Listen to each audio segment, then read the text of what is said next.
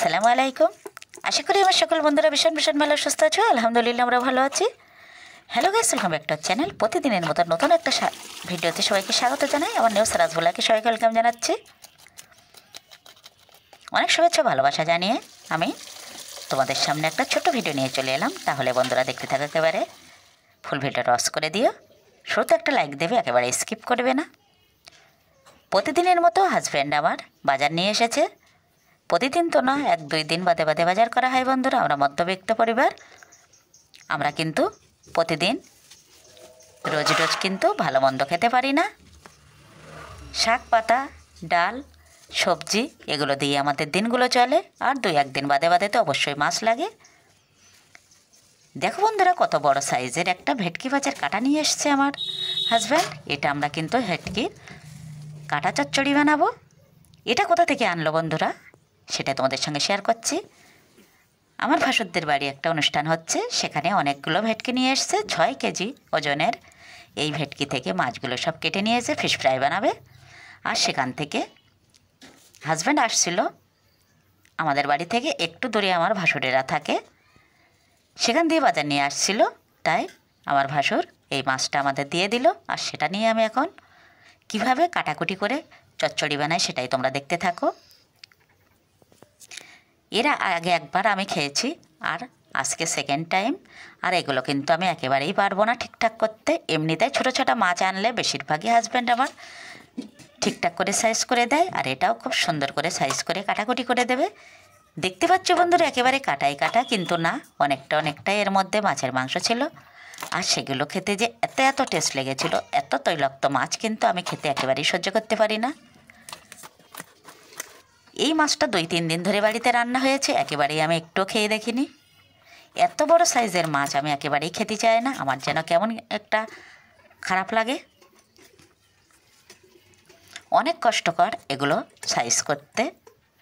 হাজব্যান্ডও যেন হিমশিম খেয়ে যাচ্ছিল, তবু কিছু করার নেই। দাদি একটু একটু টুকটু টুকটু করে কেটে কেটে তারপরে বটি দিয়ে কেটে নিল। তারপর ধুয়ে একেবারে ফ্রেশ করে কিন্তু আমার হাতে দিয়ে দিল। হাজব্যান্ডেরও কিন্তু হাত কেটে গেছে, এত এত কাটা এটাতে। আমি তো আর কোনো দিন এটা আর আনতেই দেব না। অনেক কষ্টকর ব্যাপার বন্ধুরা। যদি মশলাদের কাছ থেকে কেটে নিয়ে আসা হতো তাহলে কিন্তু এটা হতো না।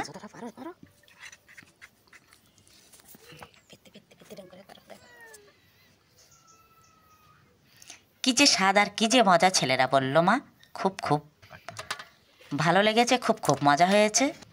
সেটা শুনেই তো আমার বেশ ভালো লাগলো।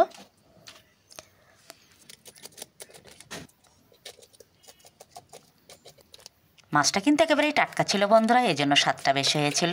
এর আগের বারে আমি একদিন নিয়েছিলাম, কিন্তু সেটা ঠকে গেছিলাম। সেটা একটু বাসি ছিল সেই মাছটা, আর একটু গন্ধ লেগেছিল, সেজন্যই আমার একেবারেই খাওয়াটা উঠে গেল। আর এটা একেবারেই টাটকা ছিল, একেবারে তাজা মাছ। আর সেটা আমি কিভাবে বানাচ্ছি সেটাই তোমরা দেখতে থাকো।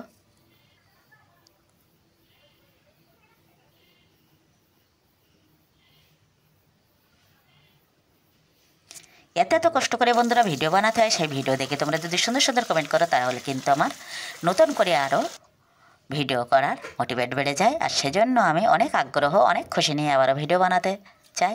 একেবারেই ভিউজ হচ্ছে না বন্ধুরা, একেবারেই মনটা ভেঙে যাচ্ছে। কিন্তু কী আর করবো, দেখি ইউটিউবওয়ালা কবে আমার ভিডিওগুলো দিকে নজর দেয়। এমনই খারাপ ভিডিও কি আমি বানাচ্ছি বন্ধুরা? তোমরা অবশ্যই একটু কমেন্ট করে বানাবে তো। সারাক্ষণ আমি একে চিন্তা নিয়ে বসে আছি, কেন কেন আমার ভিডিওতে একেবারে ভিউজ হচ্ছে না। সেটা নিয়ে তো অবশ্যই দুশ্চিন্তা। এত কষ্ট করে এই কাজগুলো করতে হচ্ছে, কিন্তু আমি একেবারে ভিউজ পাচ্ছি না। অনেক আশা নিয়ে, অনেক শখ নিয়ে কিন্তু আমি ভিডিও করতে নেমেছিলাম, কিন্তু বন্ধুরা হয়তো আমি ব্যর্থ হয়ে গেলাম।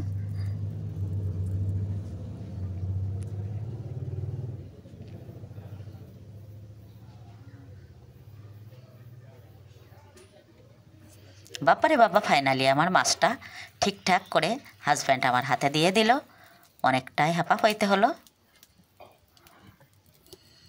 এক সাইডে ভাত চাপিয়ে দিয়েছি, আর এক সাইডে কিন্তু আমি চাটুই বসিয়ে দিলাম। এখন এই মাছের পিসগুলো লবণ হলুদ মাখিয়ে সুন্দর করে একটু ভাজা করে নেব।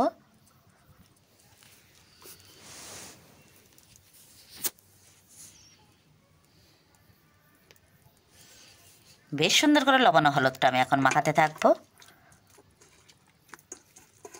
সবচেয়ে কঠিন কাজ হলো আমার কাছে আটা মাখা আর মাছে হলুদ ও লবণ মাখা।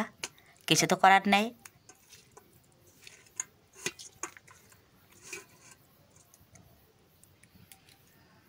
মানে সাথে সাথে আমার হাতটা না ধুলেই কেমন যেন একটা অসুবিধা হয়, এই জন্য আমি সাথে সাথে হাতটা ধুয়ে নিলাম। এখন খুন্তির সাহায্যে কিন্তু আমি মাছগুলো দিয়ে দেবো। প্রায় বন্ধুরা তোমরা দেখে থাকো, আমি কিন্তু খুন্তি দিয়ে মাছগুলো বেশিরভাগ তোলাফেলা করি।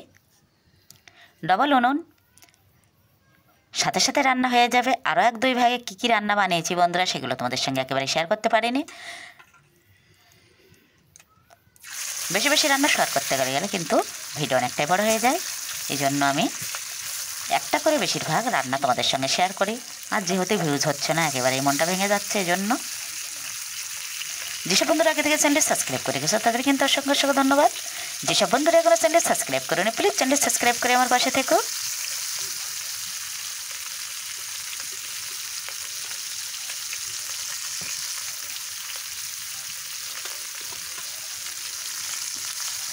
অনেক দিন ধরে আমি ভিডিও বানাচ্ছি আর প্রত্যেকের ভিডিও আমি প্রায় দেখি বন্ধুরা। এমন এমন আহামরি সুন্দর করে তো সবাই ভিডিও করছে না, যেহেতু ফেসটা আমি দেখাই না, কোনো দিনও দেখাবো না। কিন্তু ফেসটা দেখাচ্ছি না, তাতে কি হয়েছে? তাই বলে কি ভিডিও দেখা যাবে না? অবশ্যই খারাপ ভালো মন্দ সব কিছু নিয়েই তো আমি ভিডিওগুলো বানাচ্ছি। আর সবাই তো এভাবেই তো প্রেজেন্ট করছে তোমাদের সামনে। আমি সেই রকমই একটু ভিডিও বানাতে চলে আসি, কিন্তু একেবারেই ভিউ পাচ্ছি না, এই জন্য মনটা একেবারেই ভালো লাগে না। তবুও যেন কিছু কিছু আবার শেয়ার না করলে আমার খারাপ লাগে, এই জন্য আমি তোমাদের সঙ্গে সবটুকুই তুলে ধরি। কথা বলতে বলতে মাছটা আমার ভাজা হয়ে গেছে। এখন আমি আবারও কড়াই বসিয়ে দিলাম। কড়াইতে দিয়ে দিলাম পরিমাণ মতো সরিষার তেল।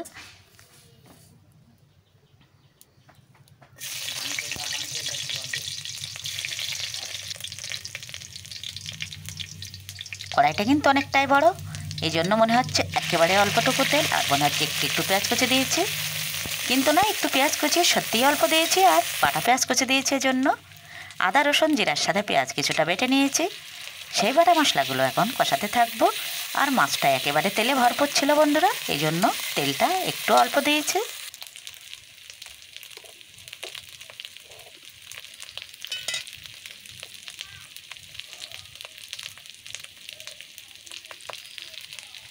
স্বাদ মতো লবণ, পরিমাণ মতো হলুদ সব কিছু দিয়ে মশলাটা সুন্দরভাবে কষিয়ে নেব।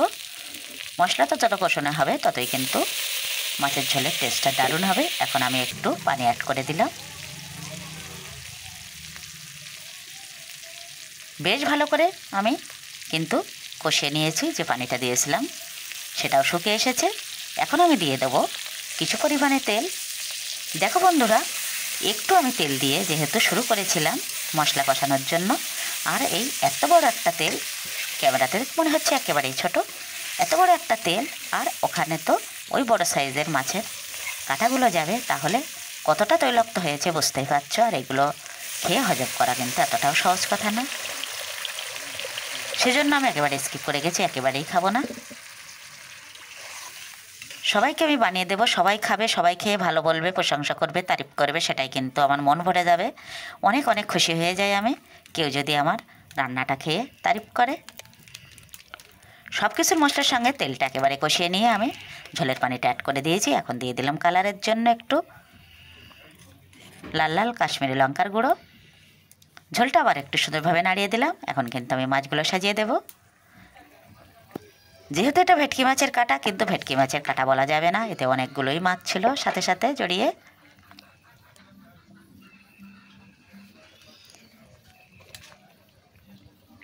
দেখতে দেখতে রান্নাও কিন্তু আমার শেষের পথে।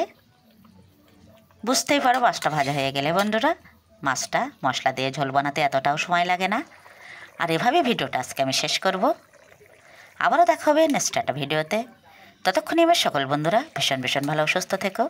আমি কিছুক্ষণের জন্য ঢাকনা দিয়েছিলাম, আবারও একটু নাড়িয়ে নিচ্ছি। এখনই কিন্তু রান্না আমার একেবারেই রেডি।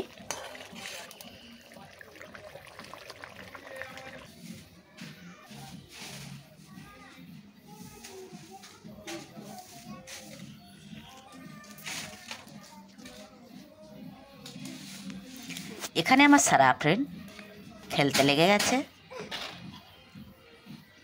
ছোটো ছোটো নুড়ি পাথরগুলো যে আমি ফুলদানিতে লাগিয়ে রেখেছি ফুল গাছের গোড়ায়, সেগুলো নিয়ে খুঁটে খুঁটে প্রতিদিন খেলা করে, আবার সুন্দর করে সাজিয়ে দিয়ে চলে যায়।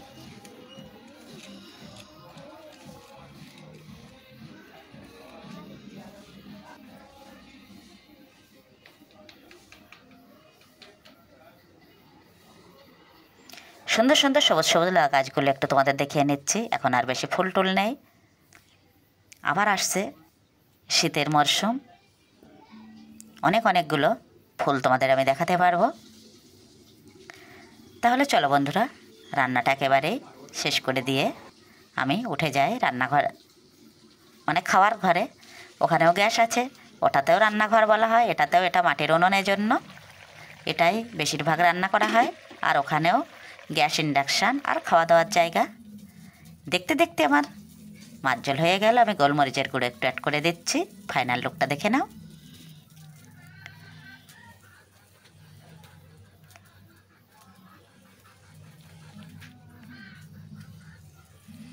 কে তোমরা ভেটকি মাছের কাটা খেয়েছো অবশ্যই আমাকে কমেন্ট করে জানাবে বন্ধুরা। চলো তাহলে ভাত বেড়ে নিই।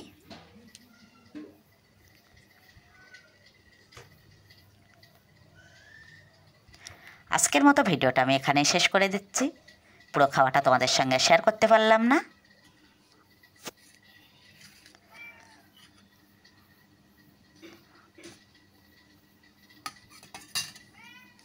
বেগুন দিয়ে খাওয়াটা তাহলে শুরু করে দেয়, তারপরে মাছের ঝোল পরে খাওয়া হবে বন্ধুরা। অনেক দোয়া ভালোবাসা রইল তোমাদের জন্য। আল্লাহ হাফেজ।